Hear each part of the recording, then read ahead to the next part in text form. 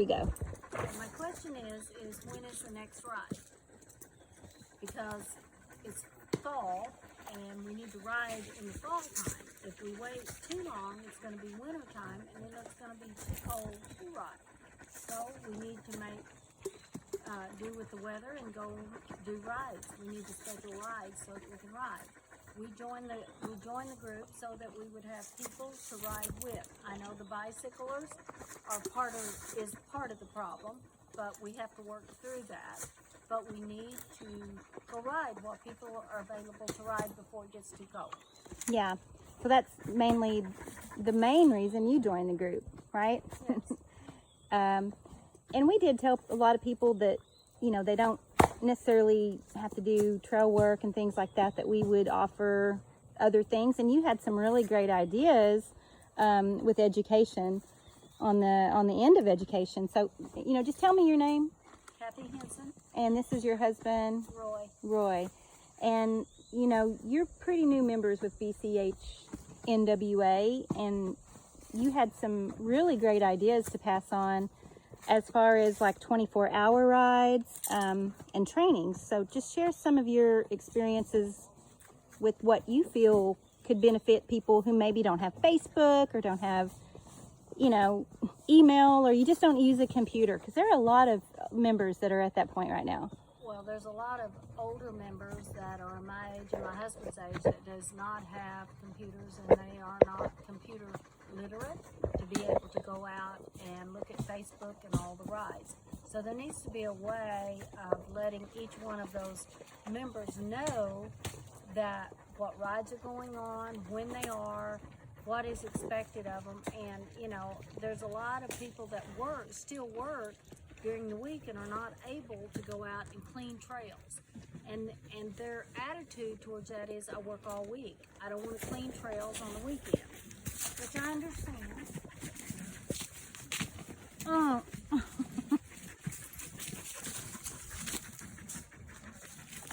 So, you know, people want to go ride, and then once they ride for a few times, they're more than willing to take the clippers and clean trails and cut poles and move things out of that.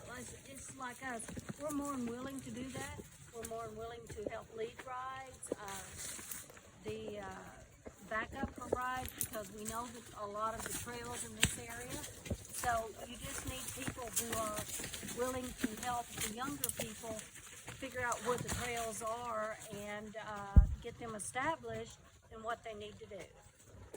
And you had some really good ideas for education as far as like picket lines and what to bring on a trip.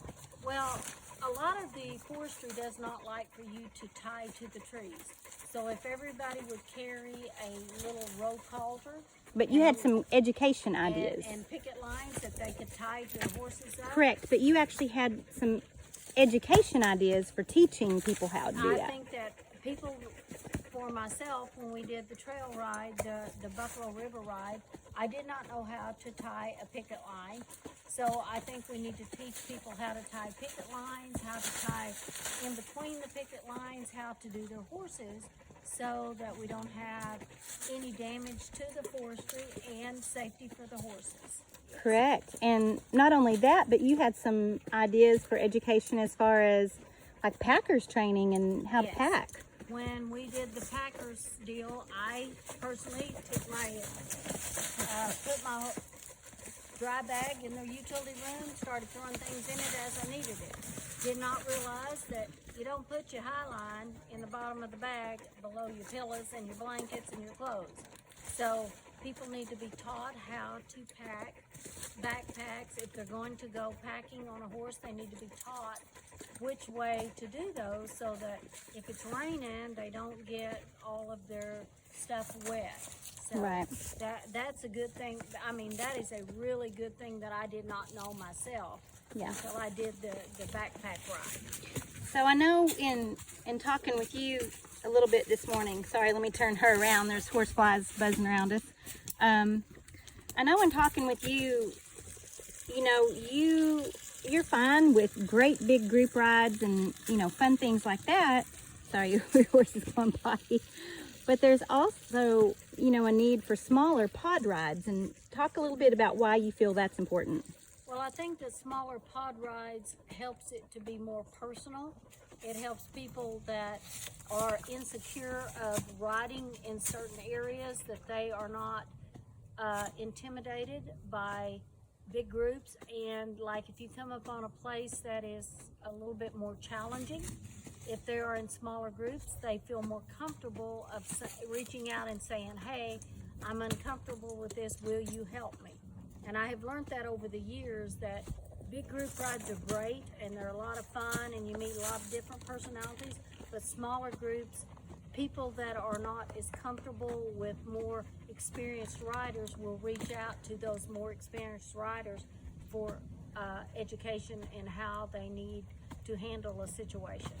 Yes, and I've heard a lot of, you know, I've gotten a lot of private messages and a lot of text messages and a lot of verbal phone calls on this, and you know, they love great big groups and you know, the fun and the camaraderie and all that, but there's also a need for just a smaller pod ride, and it has, you know, nothing to do with leaving anybody out or hurting anybody's feelings, but it's just something that possibly, sorry, we could offer. Turn around and quit acting goofy. Turn around. Quit. Something that we could, you know, possibly offer, like you said, with people that know each and every area.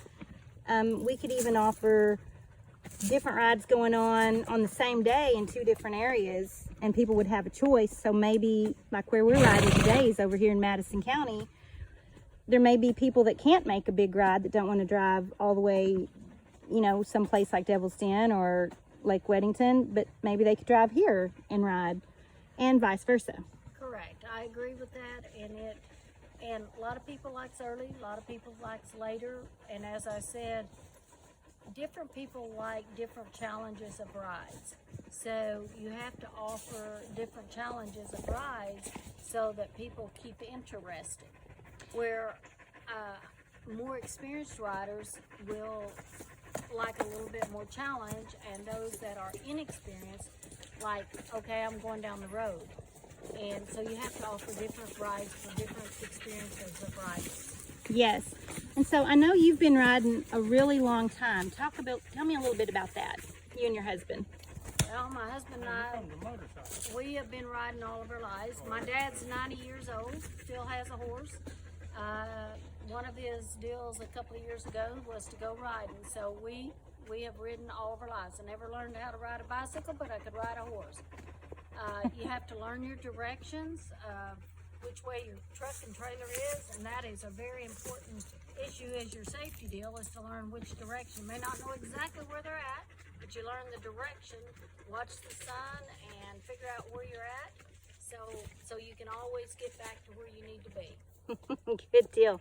So you grew up in a time before GPS and cell phones, when you actually had to really know your stuff not to get lost. Yes. Yeah. And that's important, because sometimes we might be riding in areas where, you know, GPS is lost. Maybe somebody doesn't know how to read a map. They haven't been familiar with the area. And those are all wonderful skills that, you know, are offered, and wonderful things and trainings. And, you know, it's BCHA as a whole, nationally, you know, they're about more than just trail advocacy. They're about a lot of things. Yes. Yeah. Safety's number one for me. Safety is number one. Watching your horse, learn what your horse is going to do. Basically, watch this horse's ears, and you can tell what a horse is going to do. You got something to jump up in front of you. You got to be able to balance. Balance is another thing that's a good safety deal. You got to learn good balance. So, but as far as getting around, and there was no GPSs, there was nothing. You just took off through the woods, and you remembered which way your truck and trailer was, or which way was home, and you just figured out how to get back.